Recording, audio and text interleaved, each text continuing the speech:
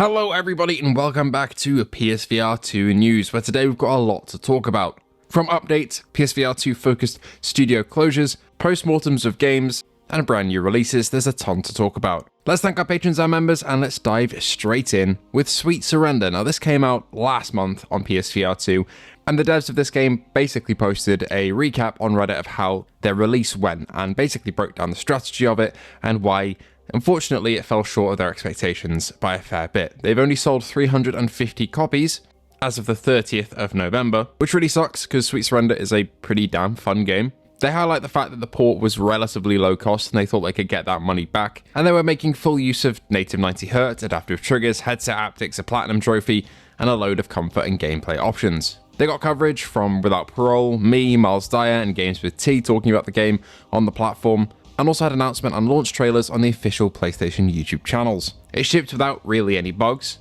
and is a lot of fun. However, they highlight a couple of things as being mistakes to their launch window.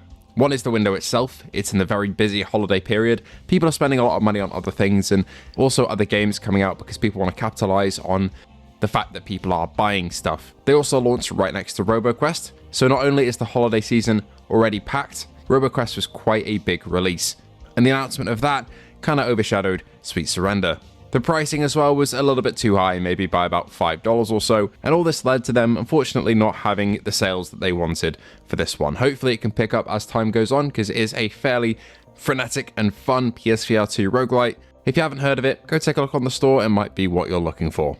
Secondly, for today, Pulse VR has had a second patch. This has reduced the weird DFR wobble that the game has. I haven't tried it myself yet, so I can't really confirm whether this is the case. I'm assuming it is though, since it's in the patch notes.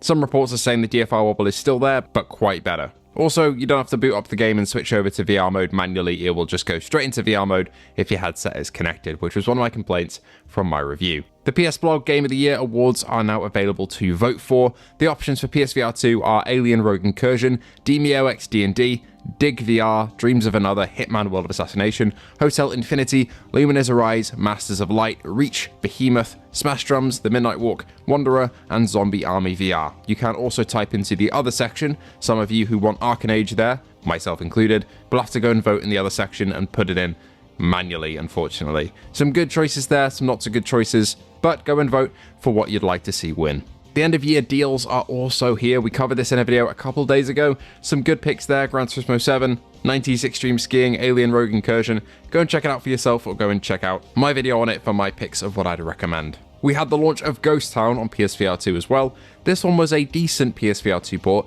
It looks pretty good, but the lack of proper HDR implementation does bring it down a little bit. There is a fair bit of mirror there, and it is running reprojected. The game itself is utterly fantastic. I really enjoyed my time with Ghost Town. If you like puzzlers, or even if you don't like puzzlers, but just like the occult and magic and stuff like that, you'll probably have a good time here, because I'm not really the biggest puzzle enjoyer, but these ones aren't too hard, and they really advance the story. The pacing's really good. My only complaint really is that it's fairly short, but I'd probably recommend it. Of course, we also got the launch of Thief VR Legacy of Shadow. I've only played a couple of hours of this one so far. It's certainly fun. The enemy AI is really stupid though, and it doesn't have proper HDR implementation. There are no really inky blacks to soak yourself in. When you're in the shadows, it's quite full of mirror and pretty grey. But the game does look really, really sharp, and there was a bit of jank I encountered during my playtesting for the game in review, but I think some of that has been solved with a day one patch. Overall, happy with it. It does need some improvements over the next couple of weeks maybe, but if the whole game plays out from the first 4 or 5 missions that I've played so far, it'll be a decent time for Thief fans. We had the release of the Power Pack for Gran Turismo 7. Now this is probably my biggest news of the week, and we covered this in yesterday's video and the day before that, as the Power Pack DLC came along with the Spec 3 update too. So the Spec 3 update brought 8 new cars and 2 new tracks. We covered that on Friday, and then on Saturday we looked at the Power Pack DLC, which basically is paid for, so you have to pay for that, but it gives you 50 new race weekends, which are full race weekends with practice, quali, and the race, along with a bunch of new rewards and specific vehicle variations. It's £25 here in the UK, around $30 or €30. You get 5 million credits with it also, in my opinion. It is pretty good value for money. You get a lot in there that's going to last you a while. Each race has different difficulty tiers, so if you want to pick a slower car to try and make your way up to the front with, or if you want to compete with the very best in a faster car, much easier, then you can do.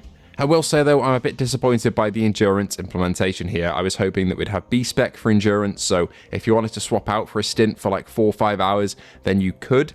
That was kind of the ideal scenario, but how endurance has seemingly played out here from what I can see from when people have unlocked it, is they are simply 24-hour races. You've got to have your console on for 24 hours. You can pause, obviously, to take breaks, but there's no handing it off to an AI driver. There's no skipping through stints, nothing like that, which is really disappointing. That being said, it will be awesome to do a 24-hour race with other people, being able to go into the pits and maybe swap the headset on and off between you and jumping in and out of the car. That'll be really cool. But as it stands, the single player 24-hour implementation just isn't really it for me, I don't think.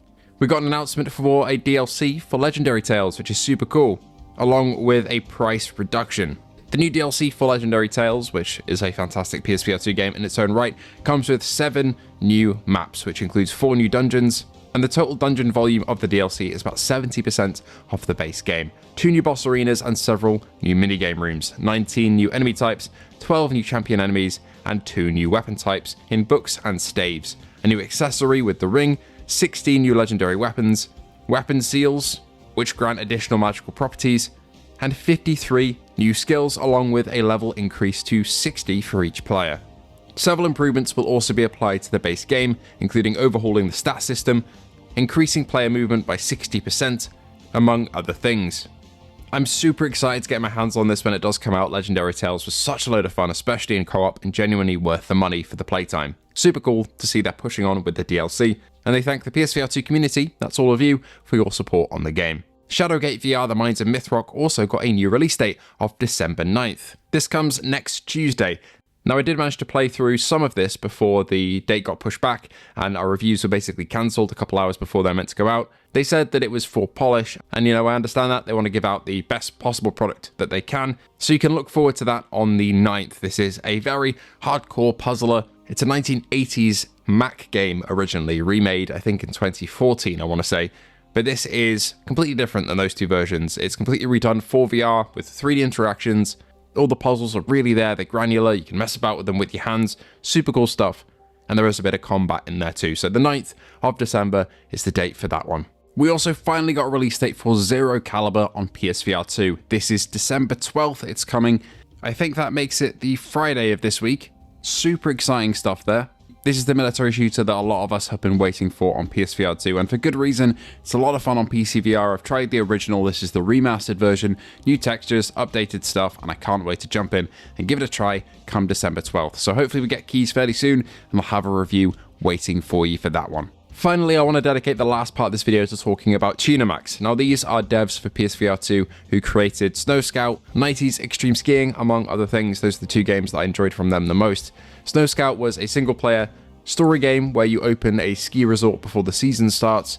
Really cool, introspective one. Really like the themes of it, really like the visuals and the gameplay, and then they expanded that further on with 90s Extreme Skiing, a more frenetic downhill skiing game, a bit like Rush VR, but instead of wingsuits, it's ski slopes. You can play it in multiplayer with 3 friends as well, which is super cool, and it is on sale right now, so if that sounds like fun, you can go and pick it up for a discount. Anyway, the studio unfortunately have shuttered for PSVR2, so no more PSVR2 releases, at least for the time being, from them. I believe they were given a free dev kit by Sony for the PSVR2, and now they've had to send that back. And also the Unity license, I think, may have expired, and obviously this all costs a lot of money. They're grateful for the PSVR2 community support, but unfortunately the money just was not enough to keep going. And this really sucks to see, because Tunermaxx were some of the most passionate devs for PSVR2 that I have ever seen, constantly in communication back and forth with me and other creators, asking about what should be improved with their games, what do players really value in the games, what are they looking for, what do they want to buy, what features should they be using. You guys have no idea how much stress and time and effort is put in behind the scenes by these talented devs to get some of these PSVR2 features running, and I'm super grateful for all they've done for the platform.